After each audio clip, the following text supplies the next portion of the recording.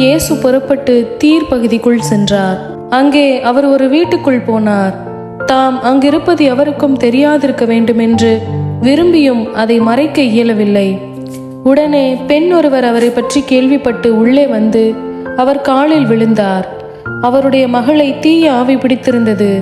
அவர் ஒரு கிரேக்க பெண், சிறிய பெனிசியர் இனத்தை சேர்ந்தவர். அவர் தம் மகளிடமிருந்து பேயை ஓட்டிவிடுமாறு அவரை வேண்டினார்.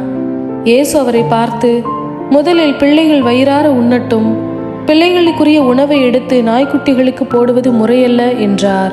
அதற்கு அப்பெண், ஆமையா, ஆனாலும் மேசையின் கீழ் இருக்கும் நாய்க்குட்டிகள் சிறு பிள்ளைகள் சிந்தும் சிறு துண்டுகளை தின்னுமே என்று பதிலளித்தார்.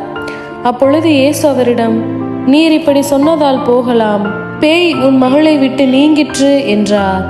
அப்பெண் தம் வீடு திரும்பியதும் தம் பிள்ளை கட்டிலில் படுத்திருக்கிறதையும் பேய் ஓடிவிட்ட